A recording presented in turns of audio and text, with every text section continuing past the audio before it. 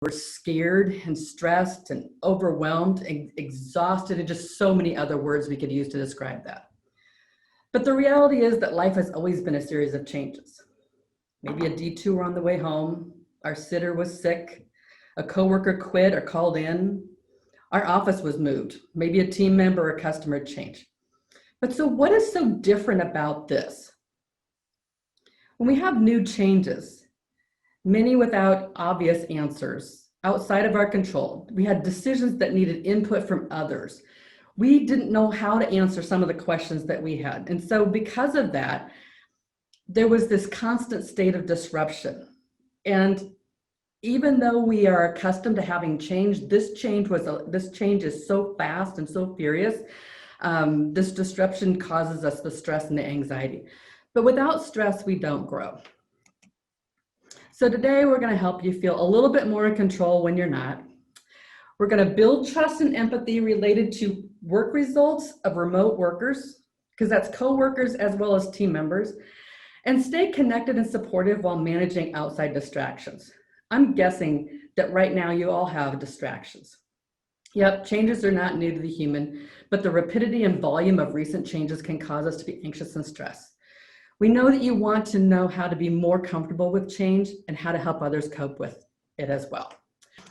There's so many things that we could use to talk about how we're feeling anxious, burnt out, the feelings that come when you're not in control, the never-ending day, things constantly changing, things not going your way the way we want things to be.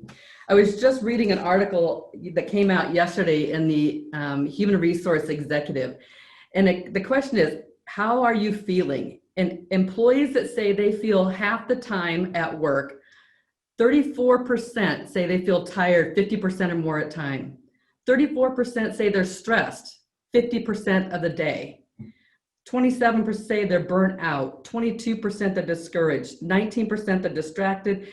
And 17% say they are depressed. Isn't that amazing? I mean, what would those stats been like 6 months ago, 8 months ago, a year ago? I don't think they would have been nearly as much. But right now, this is a real thing that we have to deal with, not only because we're leading teams, but we're coworkers, and maybe it's the person in the mirror that's feeling that way. So I want us to think about, how we can find a way to be a little bit more in control, reduce our stress, and reduce a little bit more of our anxiety. So let's get started on how we're going to do that today. As we talk about this, the number of changes have happened. I've talked about that. They're enormous. Some changes we have experience with, while other changes we have little or no experience with. When there's an experience to go with a change, it takes a little bit of time and a little bit of effort and a little energy. So think of the days when you used to drive to work and drive home. If you're not today, and maybe if you are today, if you found a detour, that's not really a big deal. It's something like, what the road looks like, what path to take, what detours to take. It's not a big drain of your energy. But when we have little or no experience with the changes, think of the changes that might come along when you are trying to start with Zoom calls a few months ago. Remember those first days of Zoom? Am I on? Am I video on? What's going on? There's a cat walking across my screen. There's a kid in the background. I can't even get the video going on. It's not picking up my audio. I mean, all the changes that were going on, and we were freaking out a little bit. And that had nothing to do with whether or not your coworkers are going to be sitting next to you. Are you working at home? All the changes that were going on. How many of you like things to go your way? So find in the reactions, the hand that goes up, like if you liked things to go your way, maybe even admit to being a little bit of a control freak, right?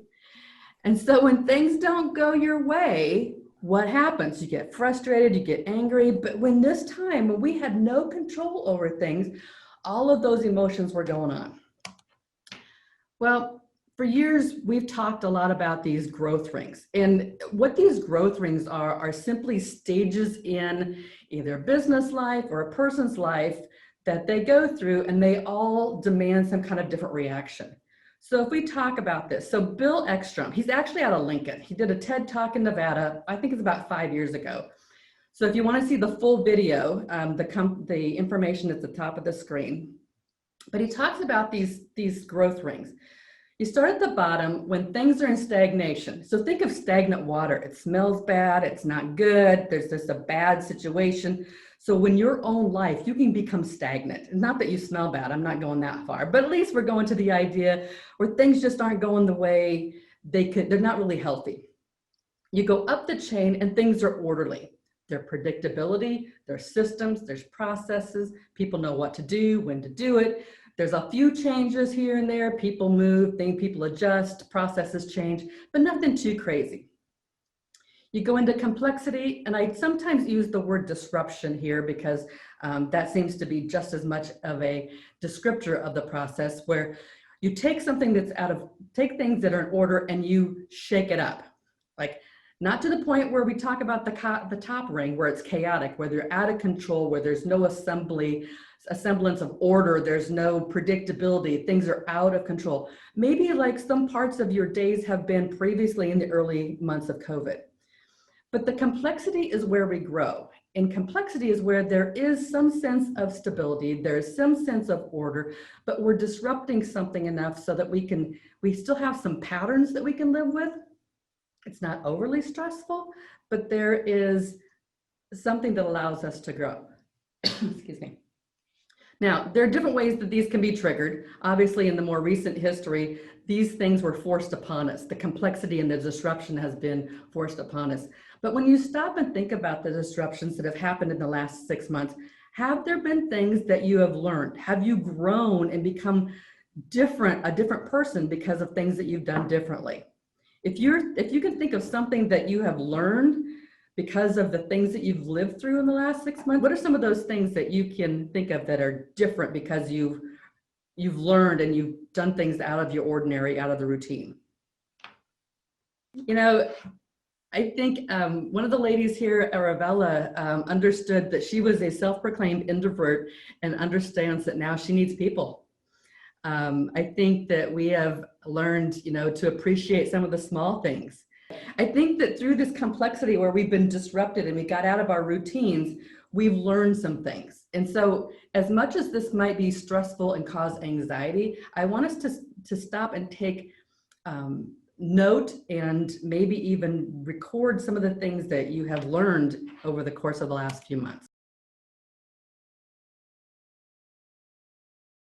Okay, so let's understand a little bit more about the brain and what happens when we go through these things. So the frontal cortex, I'm not going to spend a lot of time here, but the frontal cortex is the front part of your brain that wraps the actual bulk of your brain. It's the newest part of your brain. And it's the part where it creates understanding and solves problems and makes decisions and communicates, but it also inhibits things. So when this part is activated, it can only hold so many things at one time. And so when you talk about multitasking, there's only a certain number of things that if they're not routine, you can only hold in that space once in a while. The next part is this basal ganglia. That's the part that once you start thinking things over and over again, or you've solved the same problems a couple of times, or you put these certain bits of information together, you create a routine, and it takes less energy. The frontal cortex takes an enormous amount of energy to function. When I say energy, I'm talking oxygen and glucose. So there's points in times when you have been in the last few months where you have been solving problems, new problems, trying to understand something that wasn't even understandable, putting solutions together that didn't have any basis behind it, that you were doing your best understanding at how to put this together. How do you manage remote work and how to teach your kids and understand new math? I understand new math is not it's a thing, right? So trying to do all of those things. If your brain is overloaded, if your frontal cortex is overloaded, it shifts to this amygdala where the anxiety and fear take over. And that is why when you have so many things coming at you, if you can't process all of those things at once and your energy is low because you don't have enough oxygen, you don't have enough energy, you don't have enough glucose, it goes into this anxiety and stress and fear. So how many of you in the last, let's just say the last 4 months, 5 months, have recognized that your brain was on overload and you know that you were on anxiety, fear, stress, right? And think about all the things that you were trying to solve. So we've got to figure out how to create time for routine so you can have more of the things that are going on in your brain in that basal ganglia part. You've got the routine. So think about as you drive home, it's an automatic route, right? You could do other things while you're driving and not know how you got there because it's on automatic pilot. We've got so many things that we used to do that were on automatic pilot that are no longer on automatic pilot. They're all hanging out here in this frontal cortex and they're overstimulating or overloading. And that's when it goes back to this anxiety part. Okay. So I'm going to ask you to do something here in a minute. We know you want to feel like you've got some things under control and reduce your anxiety. But before your workday starts, how many of you know that you have a full inbox of emails? Know that you have a day full of meetings? Know that you have people who need your attention? And that you really have maybe you even have a really great idea that you'd like to implement. Like all this stuff swimming at the same time, right? Your brain can't juggle all of those things. So who here checks your email before you almost do anything else? Like almost even get out of bed, check your emails. So does your stress start? It's like, oh crap, how am I gonna do that? Okay, so I'm gonna ask you to do something, not here in this moment, but you're gonna say, Andrea, that's just crap. I swear to God, this works, okay? I want you to prioritize prioritizing. It's one of the activities that requires the most amount of brain energy. And what I mean by this, before you open your email, that's gonna be the hardest part to change, okay? But before you get out of bed, before you open your email, get stuff out of your head that you know you need to do and make it visual. So I don't care if you put it on a piece of paper. I don't care if you put it on a Post-it note. I don't care how you make it visual. You might put it on a whiteboard or a dry erase board. Make it visual about what your plan is for the day and those things that take the most energy. Now remember, the things that take energy are the things where you have to figure something out, where you have to make a decision about something you've never made before, such as maybe you have to hire a new person and you're trying to figure out what that person is or what that person needs to be able to do. Maybe you are looking at making a decision about when you're going to bring somebody back. Maybe you need to think about whether you're going to change a job description for somebody. So you need brain power for some of these things, okay? That's the stuff that you need to do when you have the most energy. Everybody has their own energy cycles, okay? But energy includes having oxygen and glucose. So you need food. Make it visual, schedule it according to your energy, but don't forget to make time, block time for looking at emails. Don't do it first thing because what your email will do is shift your priorities. Okay? Now I have more people tell me, Andrea, there's stuff that comes up in my email that changes my priorities. Do you change the priority or does it change your priorities? You need to decide that. But think about those things that, is it going to move the needle? Is it a crisis or an emergency? And what are the things that need to take time and energy? And plan your time around that. Okay, now, this is probably the topic that is getting the most attention right now because it is the end of the summer and people haven't taken very many vacations and school is starting. But here's this, and this is Andrea talking to herself, okay? I honestly recognize this. Andrea takes 10 vacations a year. Now, 10 vacations might be a long weekend. It might be a trip that's work related that I extend. There's a couple of weeks a year that I try to get away for 3 or 4 days, maybe 5 days, but I need to do that. Andrea has taken 1 day off this year. In fact, I told my staff this week, I told my team, I'm going to take Monday afternoon off or Tuesday morning. I got here at 10 this morning and didn't take this afternoon off. Too much going on in my head. I have to take time and give myself permission to take days off. Now, people are not taking time off because they believe that taking breaks and vacation, other people will perceive them as lack of being committed. People will say, but what if they need me because I'm the linchpin to do this or to do that? People need to be able to disconnect. So there are organizations right now that are taking Fridays off. I don't know if you can do that. Require people to take, like a whole team, require everybody to take a couple of certain days off so that nobody's worried about missing out on something. Okay. I have a client about 4 years ago, they instituted what they called R&R. It was a 6-week period where there was no meeting scheduled, none, not one. And during that 6-week period, they could do all kinds of things. They could take their PTO.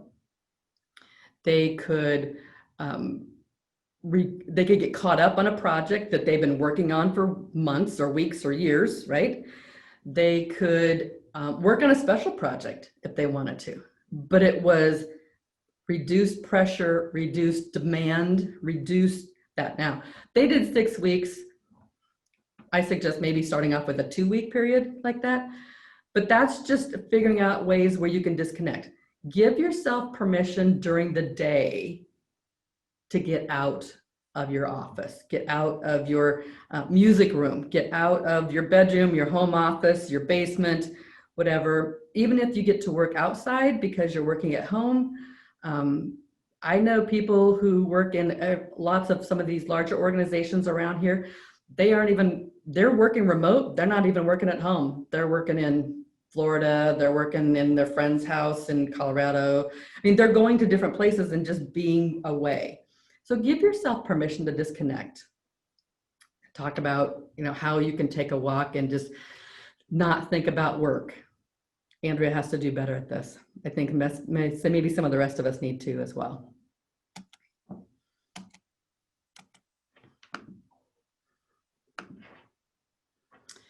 One of the things we as humans all desire is to feel important, feel appreciated, and feel competent. We need to be able to help each one of our coworkers and team members to make sure that with all the stress that is going on, that they are important. And sometimes when we are not seeing each other as often, whether we're working remote or we're working down the hall, we're so focused on what we're doing and trying to crank things out that we do not let people know that what they're doing is contributing to the team, that they're making a difference in the lives of their coworkers or the customers. Sometimes we have to make sure that we let people know how much we appreciate them, not just the fact that they brought, they sent us snacks for the week or that they stayed extra to get something done, but letting people know that they're doing, in some cases, more with less, that they're working under stressful conditions, that maybe trying to manage daycare, school, home, work, all the different things, trying to manage all of that, people sometimes don't feel appreciated. And especially those of us that have the responsibility for home and work, but also to feel, sometimes we just feel like we're failing. There's a conversation that I was having with a couple of ladies here that work here, and they were talking about, some days I just feel like I'm just a big fail. I can't get the Zoom call scheduled. I've got to have 2 kids on a call for one of them. The other is, my kid is just too much. I just they're over. I'm like, I can't concentrate on work, and I have to concentrate on work, and I'm failing as a parent. I feel like I'm failing. And it's like, it's okay to let that person know how much you appreciate what they are doing, that they are not failing as a parent, they're not failing as a coworker, they're not failing as a spouse, that they're juggling a lot of things, and just let them know that you understand. And for many of you, I'm guessing you might need that as we go forward. So making sure that you reach out, because it feels good to give. And sometimes we don't always have enough energy to give, but I guarantee you will get energy as you give for that. In the early days of COVID, I heard a lot of stories about grace. People were understanding when someone was late to a Zoom call, or if they didn't respond right away on an instant message, or if the dog, cat, or maybe a kid made an entrance to the video meeting. But you know what? How about now? Now that it's been 6 months, have things changed? So as many goals and roles have changed, what are some of the stories we're telling ourselves about our coworkers? Sometimes after a while, we start telling ourselves stories. They prioritize the same things I have. That's good. They made mistakes because they're inconsiderate. Not good. They take more time than necessary. Not good. So when you think about these things, there's a process of working remotely and wondering, are my coworkers and employees actually working? Are they getting things done? Are they, when are they working? If they're never behind the instant message, I don't run into them in the hallway if I'm at work, like all these stories. We start feeling leery and skeptical. And so some of the grace that we had at the very beginning is starting to fade. Has anybody noticed that?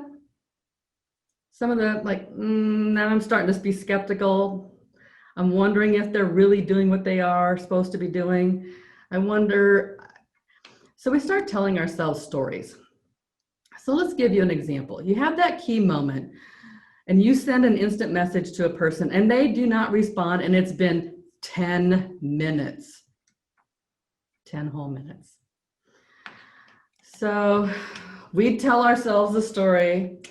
Well, of course they're not working. They've got kids at home, so they're not going to be productive. So I don't know when they're going to get this stuff back to me, and I can't do whatever I need to do because they're not behind the computer. They're not answering my question. I'm stuck.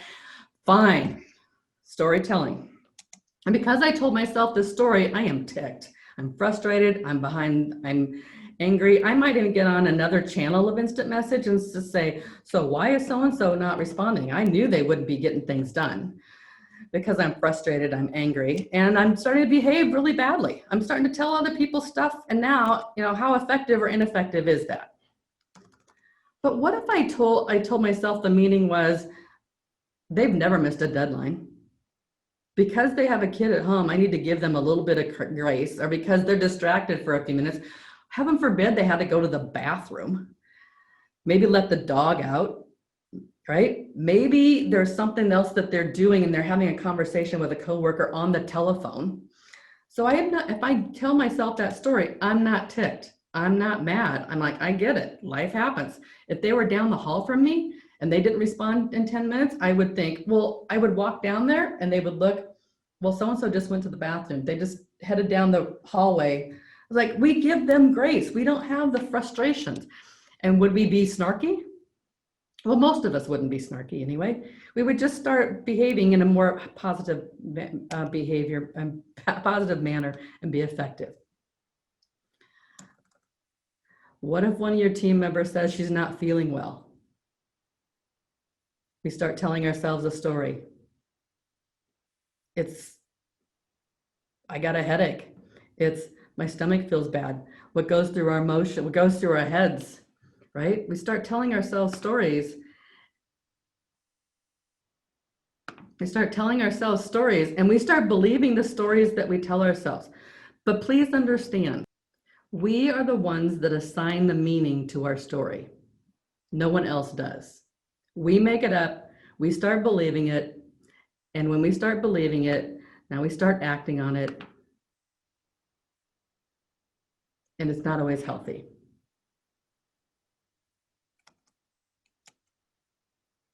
The most powerful part of this whole slide is the meaning dot, and recognize that we make assumptions about those dots.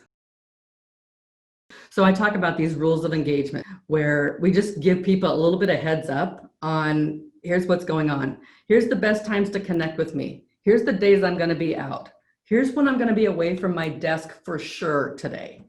If you don't get a response from me right away, I'm either taking care of someone else, I'm on the phone talking to somebody else, right? Just give them a heads up on what's going on so we can reduce some of this I call it crap that we fill our heads with that make our relationships with others not as healthy, but it's not giving people grace. Because if the roles were reversed, when somebody says, well, I couldn't get a hold of you for 10 minutes, we're all thinking, I was in the bathroom. I was taking care of something, right? I'll be right back. So give yourself a little bit of permission here to have some freedoms and to disconnect. We talked about that earlier, but give people a heads up, especially those people who need you more frequently.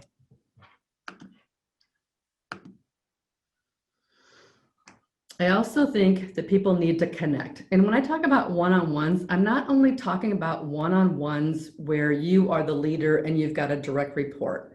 I'm talking one-on-ones with coworkers. Establish some kind of rhythm, whether it's once a week, once every couple of weeks, or even if it's once a month. Have conversations about how you're doing, but more than that. Coordinate priorities, coordinate goals, coordinate timelines. What's working, what's not, and talk about what you can help others with. If you can establish some routine to do this, I think this is a really healthy way to work with coworkers, but this has nothing specifically to do with the stress of today. These are good practices regardless of the climate of the economy, the state of our communities or our businesses. These are just good, healthy practices, but they're especially helpful now because the more things change and the more things are disrupted, the more we need to communicate. And the tendency is to communicate less. So we need to communicate more. So connect in one-on-ones. I also think you should do team connects. If you're not already doing those, if you're face-to-face and you're still doing face-to-face, rock on, put your mask on and have a party, because that's what we need to do. Whether it's a social connect, talk about what's worth celebrating. The virtual stand-up meeting or the actual stand-up meeting. What I'm working on, where do I need help? Let the people know what's going on. And try to make things visible. And what I mean by that is taking a look at how can you put up a scoreboard or a dashboard of things that you're working on so people know, here's what I have in progress, here's what I have coming up, here's what's I'm working on in progress, and here's what's done. So there's an organization I work with. If you work with any organization that does any kind of lean or any kind of process improvement kind of things, there will be groups of people that have simply Post-it notes sitting in front of them, and they have, here's the things that I will be working on. They're in queue. Here are the current things I'm working on today, and here are the things that I have finished. You can create Post-it notes on your computer screen. There's all kinds of apps to do that. If you're face-to-face, put it up there. If you've got a common board, either through Microsoft Teams or something like that, find a way to make it visible so that people kind of have an idea what's going on. So I'm going to wrap some of these things up so we have enough time for some Q&A. But I want you to recognize that the energy that your brain needs to make new decisions, to solve problems, and to understand new things takes a ton of energy. So make sure not only are you feeding your body with the energy, so taking walks, standing up, but eating healthy foods and healthy foods that give you good glucose. I'm not talking, you need to make sure we're moving, so we don't need the COVID-15 or whatever it is they're talking about these days, but the idea of making sure that you work around your with your energy. Create new routines and habits. Making sure that the sooner you can create some kind of routine, the more your stress will go down. If everything you do every single day is new and different, the stress and the anxiety will continue to go up. You've got to have routine and stability. Give yourself, prioritizing instead of reacting. So remember, before you even open up your email in the morning of your phone, figure out what those things are going to be, maybe even before you go to bed. Give yourself permission to disconnect. Manage the stories. Manage the stories we're telling about our coworkers, the assumptions that we're making. Give people some grace. Talk about expectations. And making sure you let people know when and how to connect, and make sure you're scheduling those one-on-ones and team events. The more we are distanced, the more we need to communicate, and we need to set that cadence to make those things work.